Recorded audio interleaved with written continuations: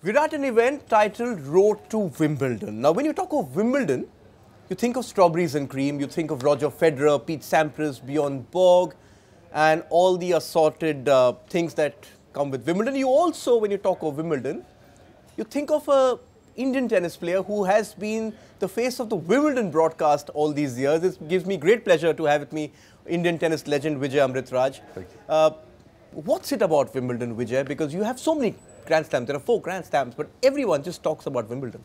Well, I think it's more also for us in India, having grown up with it. When you grow up at a young age, 40, 50 years ago, as far as we were concerned, the 2 main reasons to play was to eventually get to the mecca of tennis, which was the big W, Wimbledon, and to play Davis Cup for your country. And those were the 2 things, if you were able to achieve in the course of your lifetime, that was something that would have made it make it very, very, very special.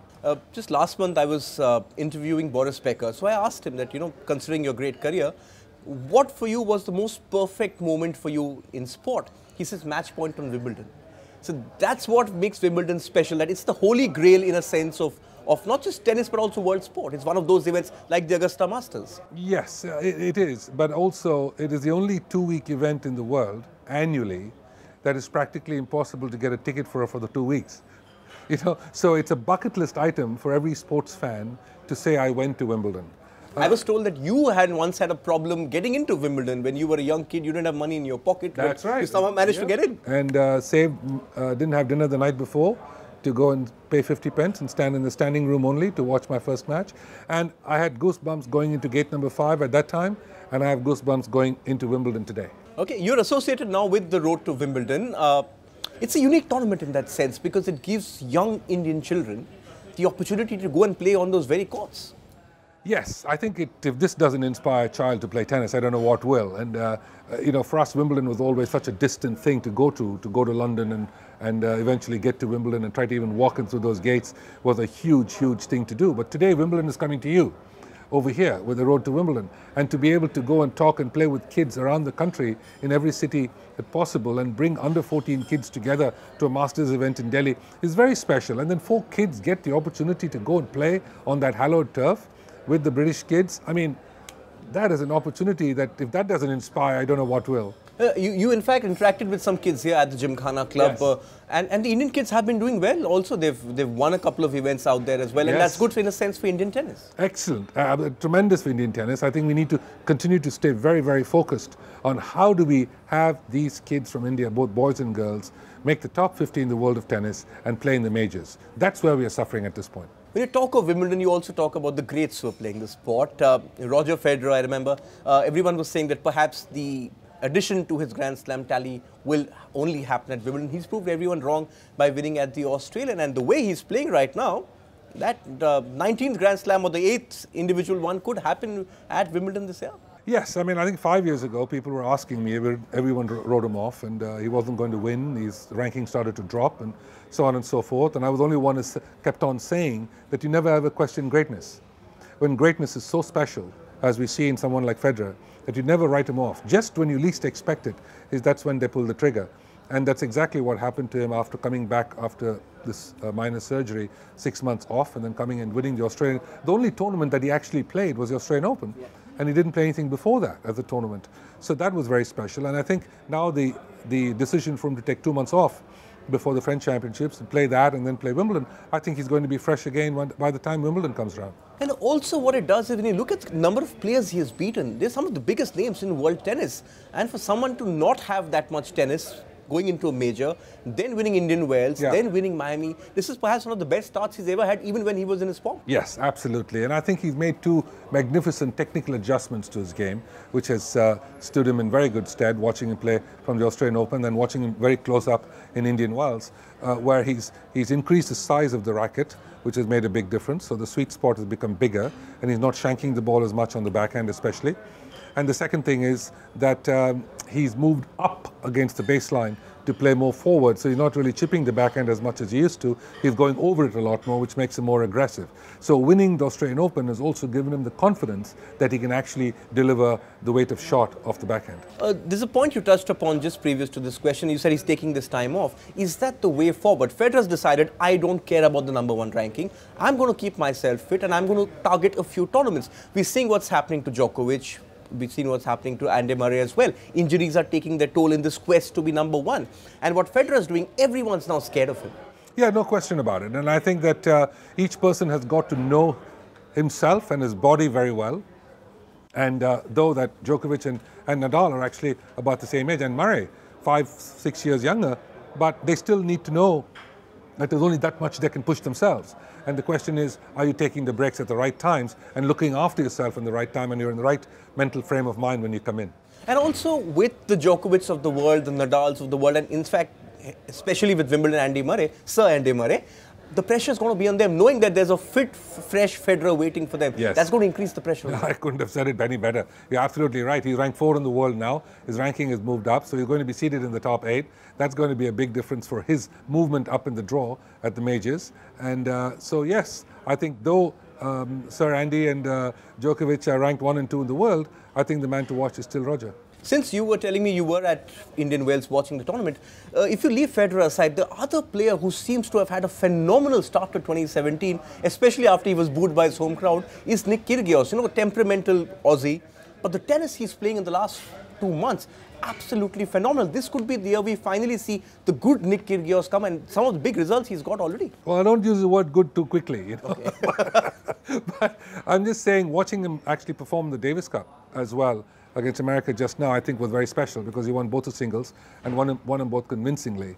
But the thing about Kyrgios that he has to really work on is his ability to stay focused for a consistent period of 7 matches. That's been his difficulty, but he's making excellent progress. He's always had the talent, he's always got the physical ability to do it, and he's got remarkable hands and incredible pace and power. So if he's able to tie that consistency level over a period of 7 matches, he'll be a real threat at the championships. See, I once interviewed you 2-3 years back with Leander, Paes and Jelena Jankovic, and you said the art of the good interview, and since you know that very well, is to lead on from the questions. You said Davis Cup, so that's going to prompt me to the next question. Start for Mahesh Bhupathi as captain of India in Davis Cup. Did you catch some of the action in Bangalore? I watched a little bit. I was traveling though, so I didn't really get to see all of it. But I was thankful that Istomin wasn't playing in this match. That made a huge difference, because he was the lead character in his match against Korea when they beat Korea. He won his 2 singles and the doubles. So coming in here without him, obviously the legs were cut off from under them. But it put the pressure back firmly on the Indians to be able to beat a depleted team. And we didn't have Yuki with us, and we didn't have Saket with us either. So when Ramkumar and Prajnesh went in for the opening day, I thought Ram played quite a scrappy match. He was not fully consistent, but he did enough to be able to squeeze out the match in 4 sets. And Prajnesh had a good debut, as far as I was concerned, as far as his first Davis Cup match. So going in the second day after being 2-love up was obviously very much in the driver's seat, and already the breath of fresh air was gone out of the Uzbek team. So we closed it out well. But I think the challenge is really when you play a better team. When you talk of Davis Cup and Indian tennis, there's always surprisingly this controversial angle which comes up. And despite India winning 4-1, you had a situation last night when you had 2 of the big names of Indian tennis going hammer and tongs at each other. It doesn't send out a very good message, does it? Yes, it doesn't. But at the end of the day, it's a hiccup. These are all hiccups that come and go. The most important thing for me are 2 things. One is that we need to win the match. And 2, the important thing is, why can't we have Indians playing in the Grand Slams? And that should be our complete focus. And on a regular basis, that question needs to be asked morning, noon and night. That we don't have players in the top 50, why not? We haven't had them for a long period of time. And the important thing is, unless we have that, we're not going to make the world group in the men or the women. I think you were the last top 50 player. I'm trying to remember if there was anyone else. Maybe Ramesh, I think. Yeah, but again, if you look back, I was in the top 20. But at the end of the day, when you look back at someone, the last men's singles to play on the centre court at Wimbledon was me in '81. I mean, that's 35 years ago, and you can't start to go back and look at these things and say, Vijay won 16 titles. I won more singles titles than any Asian that played the tour since tennis went open. But that's what I'm saying. We need to be staying focused on why are we not in all the Grand Slams on a regular basis. What would your advice be to the two senior pros? You know both of them very well. I mean, in fact, your son has also played on teams with them. What is this the right way to set the benchmark for a new set of kids coming into Davis Cup? I remember you spoke a lot about legacy and the planning, and you can't have these public spats in that sense. Well, but frankly, you know, you've got to forget about all this and stay focused on how do we make a kid better. And I think if you pick up the kids at a young age and be able to stay focused on them, that should really be the focus of where we need to go. We're not worried about, you know, an accident that happens in the back and look in the rearview mirror. We just need to make sure that the freeway is open in front of us to be able to get the car ahead. So my focus has always been to win matches and put our boys and girls in the Grand Slams. What would your advice be to Leander? Because he's been carried India's flame for so long. Perhaps the fact that you also played so long for India, you could relate to his predicament, that he's played for India so long, but the fact is now he's got to make way for the younger generation. No, advice is not mine to give. You know, it's each person's individual. So many people came back and wanted to play as late as they wanted. If you want to play only doubles, it doesn't really matter because, you know, that's not really why you start playing the game of tennis. The game of tennis you start to play because you want to win the Grand Slams, you want to win the majors, you want to win major tournaments and singles. Everything else is immaterial. Nobody starts out the game at 5 years old saying, I want to be a good doubles player or I want to play mixed doubles. Nobody starts that. You know, so you're not going to be able to get into the world group on Fed Cup or Davis Cup if you're not in singles have a shot at the 4 singles. And that's what Mahesh is saying. He said we need to have a new approach. Because as you said, if you look at who's India going to play in the playoffs, you could have Argentina, you could have Germany. They are all the big teams of world tennis and they have pretty good singles players. Exactly. Exactly. And doubles is just one point. At that point in time, it's irrespective where you played, home matches, away matches. It really makes no difference. You know, you have to be good enough to win those matches. But do you think that despite all the success we've had in Davis Cup over the years, we haven't been able to build on it? That's the worry in Indian tennis. Well, we actually have not had that much success in Davis Cup since '87. 87 was the last time we were in the final. Yeah. So I think success for us is the Asian level, I think. 30 years away. Yeah. And if you're going to compete in a world sport, then we should compete at a world level. You know, if not, we should stay competing with them domestically and be happy about who we beat and who we play against. But the last time we were in a Davis Cup final was actually 30 years ago. So the focus needs to be on how do we get to that point again? How do we get back into the world group with singles players who can play in the Grand Slams and compete with them at the highest level? Can you play good matches against Djokovic? Can you play good matches against Nadal? Can you play good matches against these top guys, Kyrgios in Australia, and so on and so forth? Look at the Zverevs, who are doing so well. Look at Keshnikov, who came to the Chennai Open 2-3 years ago as a wild card. Now he's in the top 50. So that's what we need to be focused on, and not other minor hiccups that happen along the way. Surround sound, perhaps. But is there, Vijay, before I let you go, is there any player who seems to have caught your eye in Indian tennis who has the game, or the fundamental problem is that we don't have the game? No, I think we do have the game. I think we do have the talent. I think we do have the ability. I think we have the opportunity. I think we have the potential. I think we have the sponsorship available. We have incredible television coverage. We have enough going for us. And to a great degree, I also think to a great degree we also have the attitude. The importance here now is to be able to channel all that into a focused approach. We don't have programs. We don't have proper programs around the country to be able to deliver. And not just tennis. I think every Indian sport is not structured. Possibly. I can comment on tennis, obviously, a little bit more professionally.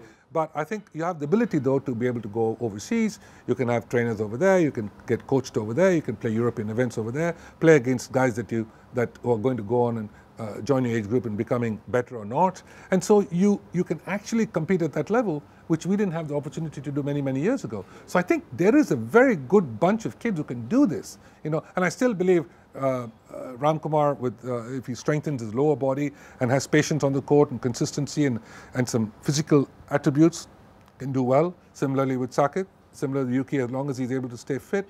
I think Prajnesh is a good potential. Balaji has always been a good potential. All these kids, they may be in the 20s, but that's fine. You know, I think you can still have 5 good years to be able to harness the growth of yourself and become more physical in the way you play and consistent and mentally very strong to be able to deliver the goods. I couldn't have said anything much better than that. Thank you so much, Vijay, as always, Thanks. for your inputs and especially that perspective. I think the youngsters need to listen very carefully to what you're saying. Thank you. Thank you. Thank you very much. Really enjoyed talking to you.